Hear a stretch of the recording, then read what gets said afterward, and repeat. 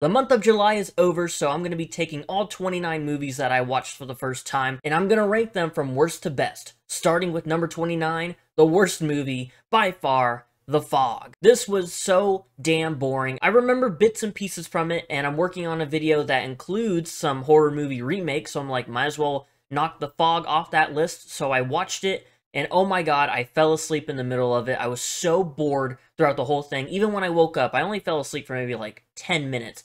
Didn't really miss much, I'm assuming. I don't know if it's fair to compare it to something like The Mist, but it's like if The Mist was taken out of a single setting location and was very boring and not a lot of cool kills and not a lot of interesting characters and just overall bad. That's The Fog. I hated it. I absolutely hated it. It is one of the most boring, one of the worst movies I have ever seen. At number 28, we have Independence Day-zaster. For the 4th of July special, I guess, I reviewed this movie. I am one of the 2,000 people that have ever laid eyes on this thing, and it is not bad. It is just very basic. You get your aliens invading on the 4th of July, there's drones flying around.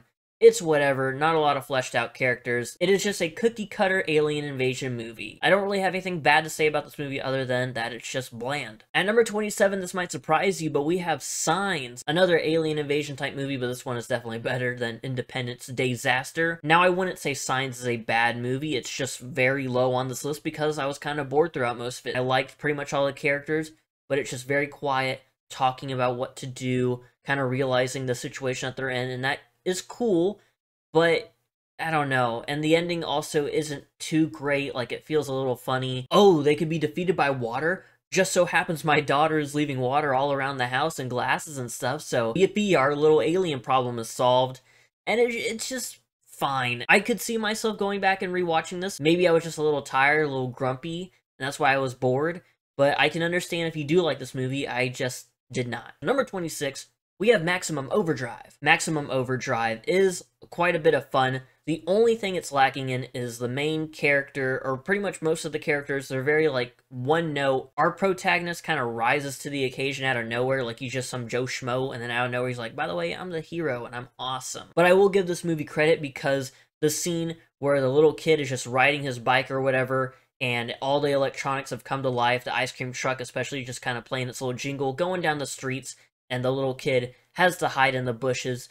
That was a very, like, tense moment. I was feeling a bit nervous, like, oh, is he just gonna get ran over by this truck? If the characters were a bit better, this would be not an all-timer, but it would definitely be up there. I had a lot of fun with Maximum Overdrive. There are some moments where it kind of just dips a little bit, but it's not supposed to be this high-quality gold movie. It was just this sort of tiny little fun thing to throw on and watch, and I had a good time. At number 25, we have Sick. This is a slasher movie slash home invasion movie that is centered around the COVID-19 pandemic. It is all like, you know, wear your mask, 6 feet apart, all that stuff. This is overall a nice solid movie. Just a couple of dumb decisions here and there. Very, like, specific series of events need to take place in order for the main bad guys to kind of, like, have their plan be successful, but hey, you know, it's a movie. I'm not going to be too harsh on that. It obviously is going to date itself because, you know, 20 years from now, all they're going to be talking about in this movie is, you know, COVID, pandemic, wear a mask, all that. And yeah, it's an important moment in history now, I guess, but I don't think people are going to just want to hear all of that while going back and rewatching this. But as of now, I think it's a solid movie that anybody can go and watch and be like, oh yeah,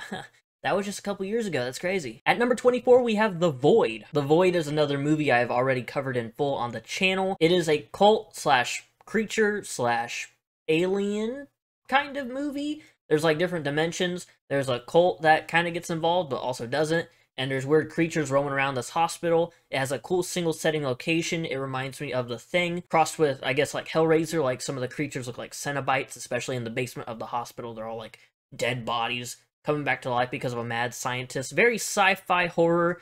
It's decent. I think it has all the parts it needs to be a very cool-ass movie, and it is still neat. If they just would have tweaked some things about it, I think this could have been an all-timer. Go watch the video on it if you want some more of my thoughts and like an in-depth rundown, but it's a pretty decent sci-fi horror movie, so if you like that kind of thing, I'd say it's worth a watch. At number 23, we have Godzilla x Kong, The New Empire. Now, this movie does have its issues, but I'm never gonna say no to a giant monster fight, a giant titan fight. Godzilla vs. Kong is better, but Godzilla x Kong, I think, has a more interesting and kind of wild fight at the end of the movie, if that makes any sense. There's way too much human stuff in this. There's an ancient civilization that Rebecca Hall's adopted daughter apparently came from, and there's just like, she's like this goddess now or something because she has this robe.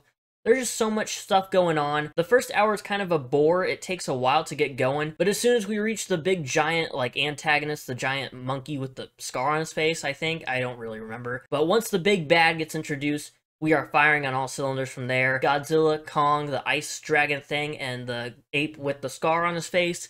All cool stuff. If you cut 75% of the human stuff out of this movie, this would be an absolute banger. But it's not. There's so much human stuff in it. I love you, Rebecca Hall, but just give me the big boys fighting. That's all I need. That's all I need from you, please. At number 22, we have Castaway. Wasn't a super big fan of Castaway, but I'm pretty sure it's a classic. It's a nice movie. I really enjoy Tom Hanks, so any movie he's in, I'm gonna enjoy it at least a little bit. If you don't know what Castaway is, which I'd be shocked if you didn't, dude's plane crashes, he washes up on an island, he's there for like 4 years or whatever, you know, the volleyball, Wilson. Very good, like, one-man show, I guess you can call it that. He's going nuts, but he's surviving, and it's a decent movie. I don't know if it has a ton of rewatchability. The ending kind of hits hard, but that whole middle section on the island, while it is interesting, is a bit slow for my taste, and just nothing I would really rush to go rewatch, but if it's on, you know, I'm not gonna be pissed or anything. I'll gladly watch it again, but I'm not in any hurry to. At number 21, we have Birds of Prey and the Fantabulous Emancipation of One Harley Quinn. When this movie first came out, I heard nothing but, like, mixed reviews, mainly on the negative side, if I remember correctly, so it took me a while to get around to this one, but I finally did. I like Margot Robbie as Harley Quinn. I love the Suicide Squad, the James Gunn one. That is one of my favorite movies of all time. So I was thinking it makes no sense for me not to watch the Margot Robbie Harley Quinn movie. And I did, and it's okay. It's fun. There are a lot of characters, maybe not a lot, but a lot of introducing characters, getting to know them. Very good on developing their characters, but it's all just kind of like, it's cut very weirdly. Like, they go back and forth, and I get that's kind of like what it's going for, and it does a good job at having that style. I don't really think it's personally for me, but this movie was fine. I think it would have benefited from like more action, but Margot Robbie, of course, absolutely kills it. I think she was made for this role. I can't picture another live-action Harley Quinn doing it as good as Margot. Maybe I'll be proven wrong, but yeah, Fantabulous Emancipation of One Harley Quinn, Birds of Prey. It's a decent girls uniting and kicking ass kind of thing. It's okay. At number 20, we have Migration. This is an animated movie that came out late last year, if I remember correctly. It is about these ducks that migrate and their journey going to Jamaica. And that's about it. It's very simple. However, it is still a very fun, nice, cozy family movie. And sometimes it's just good to sit down and watch one of those. I watch a lot of horror movies. I've been getting into more like superhero stuff recently, trying to catch up on things I've missed over the past few years. But it was nice to sit down and watch an Illumination movie about ducks. And the cast is great. Awkwafina is in there, and people are really divisive on Awkwafina. This was probably her best role yet that I've seen. So, thumbs up for me. And if you haven't seen it, I'd say go check it out. It's nice. It's very short. Very sweet. I think you should have an alright time watching it. At number 19, we have A Ghost Story. I did not expect to like it as much as I did. It seemed like an interesting premise, but I did not know what I was getting myself into. This guy dies, turns into a ghost, and he is just sitting in this house as a ghost, just kind of like watching, you know, his girlfriend move out, new family moves in, party being thrown in the house, he is just stuck there, I guess, waiting for something to release him. This video is not the place to kind of like dive in and give a short rundown of it, but that's basically what it is. The more and more the ghost just sits there, the more I kind of feel for the ghost, and towards the end, I was like fully locked in, and I was emotionally invested, and I'll say it again, I was not expecting to like this as much as I did. This seems like one of those movies I would never really care to watch. It seems a bit boring. There's a scene where for like 5 to 10 minutes, this woman is just eating pie, and the ghost is just sitting there watching her eat pie. For a second, I thought that's what they were gonna do the whole movie. It's almost like In a Violent Nature, but without a slasher, serial killer or whatever walking through the woods doing his thing. It's a ghost sitting in a house doing his thing. I was really invested in it. I don't think it's gonna be for everyone, but if you're slightly interested, I would say go watch it. At number 18, we have Frankenhooker. If you couldn't guess by the title, it's a Frankenstein movie, but the body parts for the Frankenstein this mad scientist is making comes from a bunch of hookers, you know, doing their thing. This is very 90s cheese camp horror. and I absolutely loved it. It's very dumb, but it was also very enjoyable. Probably about 80% of the movie is our main character talking and rambling to himself. He's a scientist. He's trying to, think about how to do all these things, planning out every step in his process. He's just rambling to himself the whole movie, and at a certain point, I'm like, oh my god, he's just not gonna stop talking, and I loved it. Again, a movie that's probably not gonna be for everybody, but if you really do like the dumb side of horror, I think you will get a kick out of this. Also, the kills in this are crazy, because our mad scientist main character makes super crack or whatever, and it kills all the ladies that do it, and they have a mannequin, and they just blow up the mannequin. You see the actual actress standing there, and then I'll cut to a mannequin, and then boom, explosion. Really silly, but you know what? I would watch it again. I thought it was a lot of fun. At number 17, we have Captain America, the First Avenger. This month, I finally got around to watching the first 2 Captain America movies. I have only ever seen Civil War, so I was like, you know what? They're on TV. I recorded them and went back and watched them, and you know what?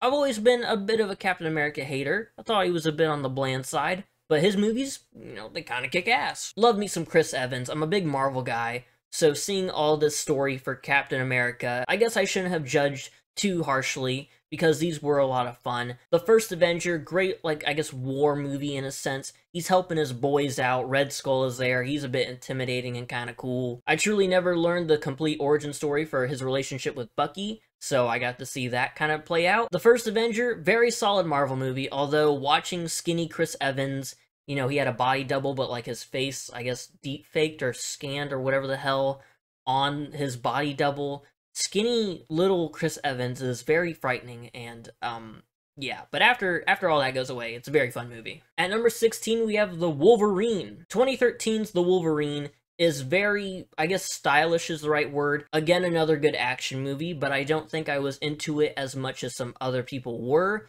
Logan is in Japan having an adventure. There's some decent characters in there, but just something didn't fully click. It's still a great movie, don't get me wrong, but just something about it, I don't know what it's missing, but it just felt like it was missing something. But there is one fight scene where he's on a bullet train, and that whole sequence is absolutely fantastic. I would rewatch this movie just to wait for that scene to pop up. That was really fun. At number 15, we have Lady Bird. I don't remember a whole bunch about this movie because it was one of the first ones I watched, but it did stick with me a little bit because it is somewhat high on this list. This was a very good coming-of-age drama comedy. I thought it was really interesting watching Lady Bird go through these events in her life, go through school, kind of become one of the popular girls to kind of fall back out of that sphere, and also the relationship with her mom. If you've seen this movie, the "do you like me" conversation they have at a bargain bin or a Goodwill kind of store, that kind of hit pretty hard for me. I believe this was directed by Greta Gerwig, and she directed Barbie, one of my favorite movies ever, so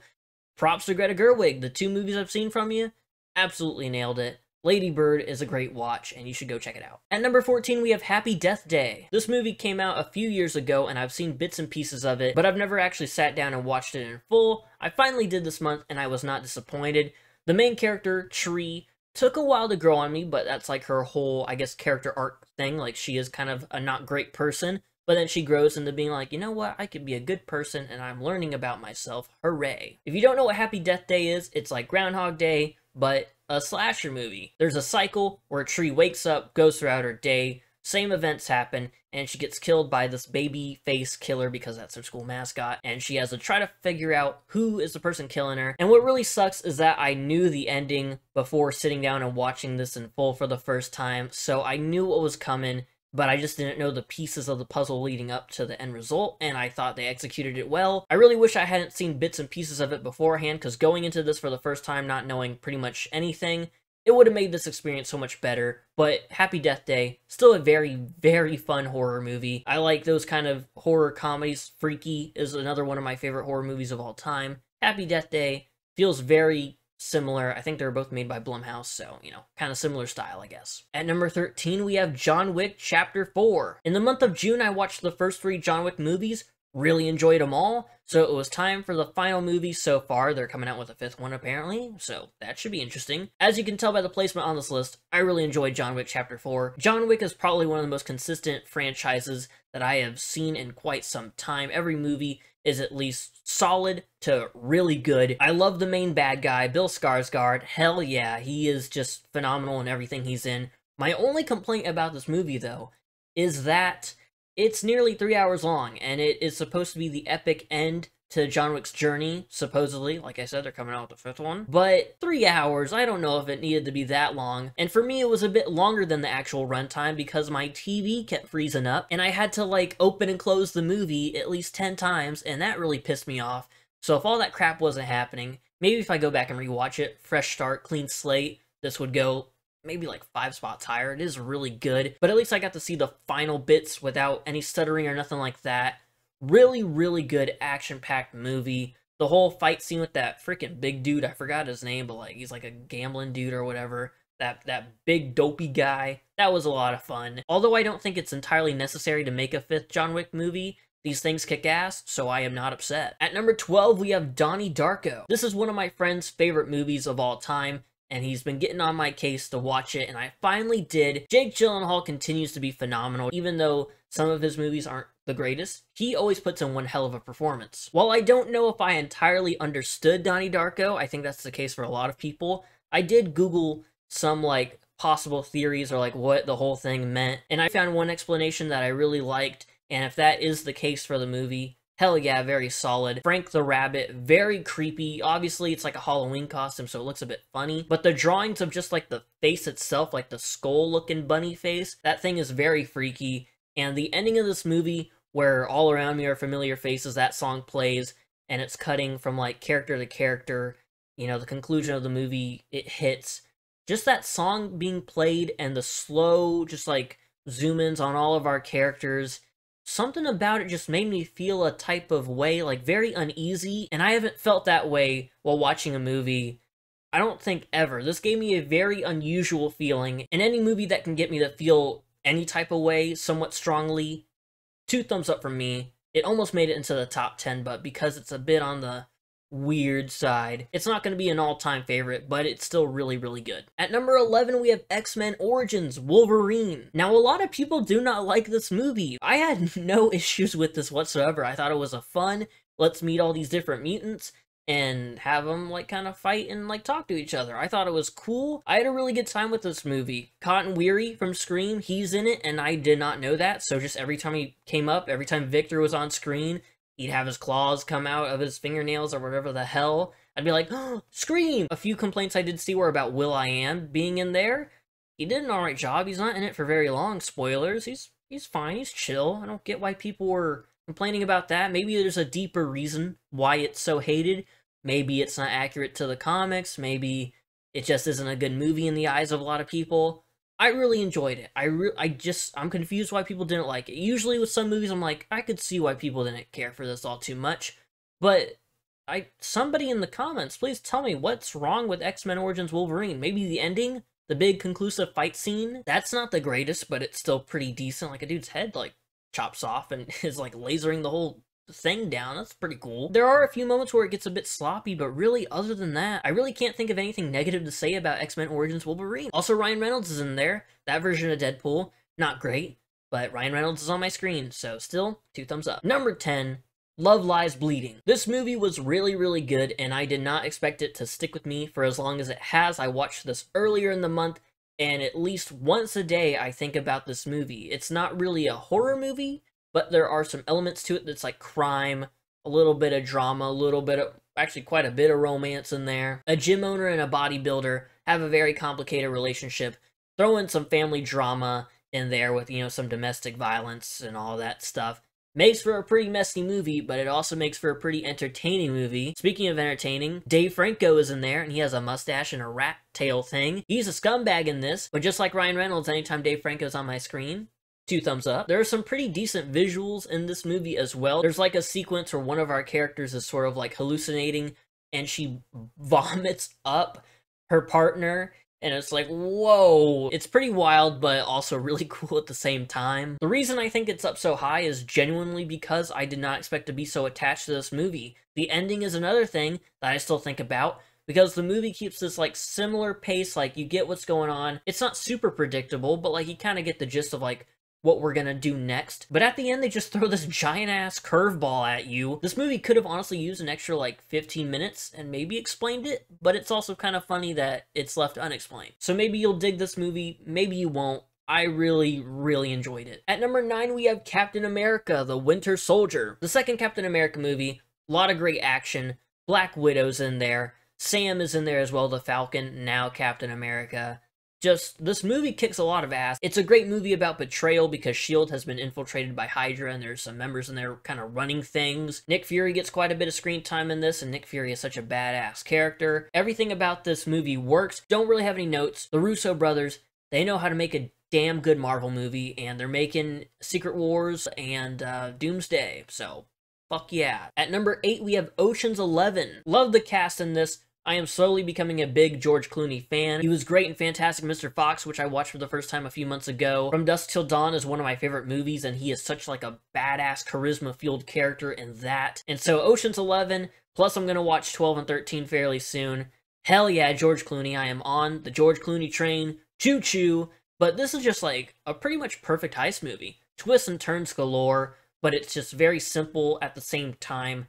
It nails everything it tries to do. I can't think, again, another movie I watched earlier in the month, but I can't really think of, like, much to complain about. It's just really freaking good. If you love heist movies or movies with a bit of suspense thrown in and a big crew working together, if you somehow haven't seen Ocean's 11, go check it out. I'm really hoping that Ocean's 12 and 13 are just as good. At number 7, we have Terminator 2 Judgment Day. I watched the first Terminator, I believe, a couple of months ago. Wasn't the biggest fan of it. I thought it kind of slowed down at some parts where I kind of wanted more action pumping through the whole entire thing. But it sets up nicely for Terminator 2 Judgment Day. I get why a lot of people love this thing. I get why a lot of people consider this one of the best movies of all time. It has a lot more action. The main bad guy is that liquid metal cop who's also the dad in Peacemaker, so hell yeah, shout out to Peacemaker, that's such a great show, can't wait for season 2. But anyways, moving back to Terminator, just a great movie. I don't really have much to say, it's just solid. It's in this top 10 for a reason. People love it, I loved it. I don't think I'm as high on it as a lot of people are. I'm not gonna put it in like my top 100 of all time, but it's still, like, I can acknowledge how great it is, and it's pretty much classic, and you can't go wrong with T2 Judgment Day. At number 6, we have Abigail. Now, the first time I watched this, I watched it on my computer with my friend, and there were a lot of things going down. There was a possum loose in my house, so I was worried about that. I had to pause the movie a couple of times. Abigail was one of my most anticipated movies of the year. I think it was like pretty much at the top of my list, right above Deadpool and Wolverine and In a Violent Nature. So I was kind of bummed out my first viewing of it. Didn't feel like I enjoyed it that much. I was like, not let down, but I was like, aw, I wish that was a bit better. However, even though I felt a bit let down, I still had the urge to rewatch it to maybe, like, I guess, readjust my feelings on it, and I watched it a few days later, and guess what? I freaking love this movie. The ending is very, very messy. The writing isn't the best. Like, every sentence has the word fuck in it. They're always like, what the fuck are we supposed to fucking do about fucking this? But I kind of like it because I love me some profanity in my movies, and it was just a lot of fun, you know? Abigail freaking kills it. The whole cast freaking kills it. Catherine Newton, love her. Melissa Barrera, love her. Kevin Durand as the big muscle guy, loved him. Everybody kicks so much ass in this movie.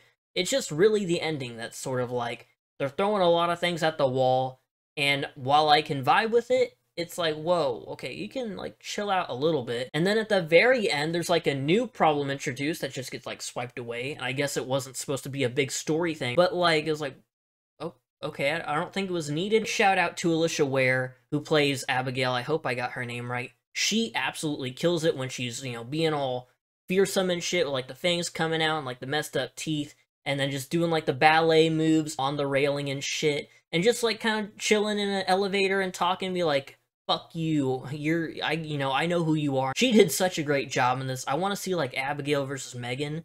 I don't know how that fight would work, but I really want to see that. Abigail is a slam dunk, except for the ending where it kind of gets a bit silly. It's exactly what I want from a horror comedy. It delivered, and I'm so glad I gave it a second chance, and I still have the urge to rewatch it, which I usually don't get after I've already seen a movie twice, but I really want to watch it again and again. At number 5, we have Lake Mungo. I have heard about this movie, I have seen tiny bits and pieces of this movie, and I even knew about that scene at the end going into it, but this movie gave me the absolute creeps. This might be one of the scariest horror movies I have seen in quite a while. Just this feeling of like, oh boy. But it's in the style of a documentary. It's about this teenage girl who drowned, and her parents are like, oh yeah, we lost our girl Alice. But then strange things start happening around the house, and they go deeper and deeper until we get the big reveal at the end of like what actually happened to this girl. and it is so damn freaky. Honestly, I don't think I have ever said "oh fuck no" more times while watching a movie than Lake Mungo. This thing was absolutely terrifying. Not like jump scare heavy at all. There's only like one jump scare, but it's just all this tension building up to it. Now, this is one of those movies where you're either gonna find it boring, not scary at all, it's like, wow, you're hyping this shit up for nothing, or you're gonna be scared of it. I don't think there's any middle ground. I mean, you might get like a little bit of chills from it, maybe not all the way fully scared, but I truly believe that this is like, you either hate it or you love it, and I absolutely love this thing. I honestly thought I would be in the middle ground, like I knew it was gonna be a bit creepy. I've seen a podcast reviewing it, and even with knowing most of the stuff that happens, actually sitting down and watching it, and I watched this in the middle of the day, on a big screen TV that was kind of far away, not the atmosphere to really get scared by a movie, but Lake Mungo did the trick. It's a hidden gem. I don't know how more people haven't seen it. Maybe if you're really into horror, you know about it, but if you're watching this and you're not super into horror, but you want things that kind of give you those creepy vibes, you really need to check out Lake Mungo. And for me personally, any kind of like true crime or whatever documentary style videos or shows that are on, they always give me this like chilling feeling. So the fact this was designed to do that, and it's not a real documentary, they nailed the tone and feeling they were going for. Everything about this was just, oh, I was like shaking my head like, oh no, don't zoom in on that photo. Dear God, what are you doing? This thing is just crazy good. At number 4, we have Logan, the movie where Hugh Jackman supposedly retired as Wolverine. Very, very good superhero movie, except it's not even really a superhero movie. Wolverine isn't entirely Wolverine in this. He gets a few of his awesome claw moments, but it's mainly his daughter's time to shine in this, Laura. She has like the same kind of powers. The DNA was used to make her in a lab. She absolutely kicks ass in this. Usually when kids are put into superhero movies and they're gonna be like, you're gonna be the new generation, I'm kind of like, shrug shoulders. They're either okay or I could really care less. She absolutely kicked ass. It has a bit of a family road trip vibe going on for like half the movie, where they gotta travel to Eden where she'll supposedly be safe. But chilling with Charles Xavier, Logan, and Laura in a car, it's just a lot of fun, and it's very emotional too. If you can balance fun action with like heavy emotion, that's a good ass movie right there. And Logan absolutely nails that tone.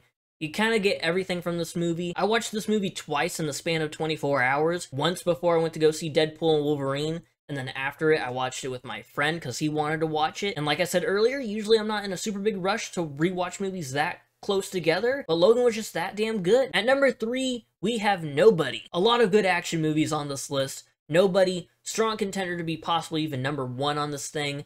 Bob Odenkirk absolutely kills it. I saw the trailers for this movie, really was hyped to see it, but I just never did, and it finally came on Peacock, so I was like, now's my chance. I watched it. It did not disappoint. Smile on my face the whole time, and that is my favorite kind of movie, where from minute 1 to the very last minute, smile on my face the whole way through. There's a lot of fun action in this, especially towards the end, where, we reach the big conclusion to the movie. Watching the trailers, I thought this was going to be like this middle-aged family man who has to fight against the odds and somehow manage to like beat all these bad guys in fights. But there's sort of a twist thrown in there where like he's not exactly what he seems, and that is just a giant hell yeah moment where they learn about who Bob Odenkirk is, and they're like, oh shit, we're kind of screwed, aren't we? An absolute blast from start to finish. Nobody is one of the best action movies I have seen. I liked it personally more than all of the John Wick movies, but they are equal in the amount of kick-ass that they have in them. But I think I just vibed with Nobody more since there's a bit more comedy thrown in there. At number 2, we have Puss in Boots: The Last Wish. People were going nuts about this movie after it came out. They were calling it like one of the best animated movies ever. They're like, oh, did you see the realistic panic attack that Puss in Boots was like suffering or whatever? And they were going nuts. They were losing their shit over this movie, and it is as good as everybody was chiming it up to be. It is one of the best animated movies I've ever seen. It quickly became one of my favorites, and there's an interesting story on why I like it so much. Not only are all the characters awesome, and it's a really fun movie, plus the main bad guy, Death himself, with the whistling and just his aura. Hell yeah, one of the best villains in an animated movie, just movies in general, honestly, that I have seen in quite a while. I watched this movie right as I was about to go to sleep, and Peacock was having some issues with their platform, and I was tired, so I was like, alright, we'll cut it off. 20 minutes in, I got the introduction, we'll pick it up tomorrow. Then while going out the next day, my dad had an issue with his tire, so we had to go to an NTB, and we spent about an hour there, so I was like, hell, You know, before time gets away from me, I pulled out my phone. I tried finishing Puss in Boots right there at the NTB on my phone. The volume not too high, so I was putting the phone really close to my face, trying to hear whatever I could. I had to put subtitles on.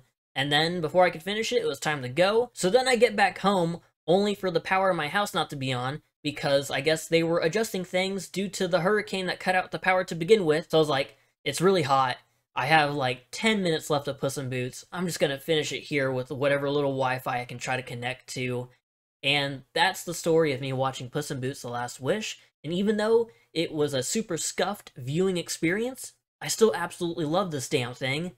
And it is such a fun ride from beginning to end. I love the Shrek universe. So happy that they're coming out with a 5th Shrek movie. It got hyped up all to hell, and it definitely deserved it. And at number 1, we have Deadpool and Wolverine. There are not enough good things to say about this movie. Nailed the comedy, love Deadpool, love his breaking the fourth wall type of stuff. People might get sick of it, but I will eat up all of Deadpool's shenanigans every single time. Hugh Jackman is absolutely phenomenal in this movie. He's back as Wolverine, and he absolutely kills it. The opening moments of this movie, the killing montage after he tries to dig up Logan's dead body, convinced he's still alive, but nope, it's just adamantium, or whatever the hell it's called, bones, and he has to fight all these bad henchmen dudes, and bye plays. I'm sure you've seen it on TikTok, or on Twitter, or on Instagram, wherever the hell. You've probably heard it or seen it. The biggest smile I've ever had in a movie theater. Literal tears were coming out of my eyes because I was smiling so freaking hard. Some people were saying that the main weak point for the movie is the story, and while I would say it's not the strongest by any means, I still thought it was a solid enough story to follow along. There are quite a few surprise characters thrown in there. If you've seen spoilers, I'm sorry. If you've actually seen the movie, I hope you enjoyed them. I'm not gonna spoil it, even though it's been out for a week or so now. Still, you know, I want to give people a chance to go watch this thing. There's one in particular that's a lot of fun, and even the end credit scene ties into their appearance. Absolutely loved it. The only negative thing, and I really mean like the only negative thing I would say about this movie, is that there wasn't Domino or Cable in there. I really love Deadpool 2. Really wish Cable and Domino were there. Pretty much everything in this movie is meant for laughs, but there are some emotional beats to the movie that absolutely work, for me at least. Most people will probably think this is like a very solid entry into the MCU. For me, this is easily like a top 5 MCU movie, possibly even top 3. And there you have it. Those are all 29 movies that I watched for the first time in the month of July. We are in August, and I've already seen a couple movies that are on a list currently in progress. Hope you enjoy this video. If you've seen any of these movies, what are some of your favorites? What takes from this video do you absolutely disagree with? Do you hate X-Men Origins Wolverine? Tell me why. I really want to know why. Why does it get so much hate? Five Nights at Freddy's has its like 7th anniversary or whatever the hell. And I got a movie to look at the day before, coming out on Wednesday. It's probably not what you think. I'll see you then. Goodbye.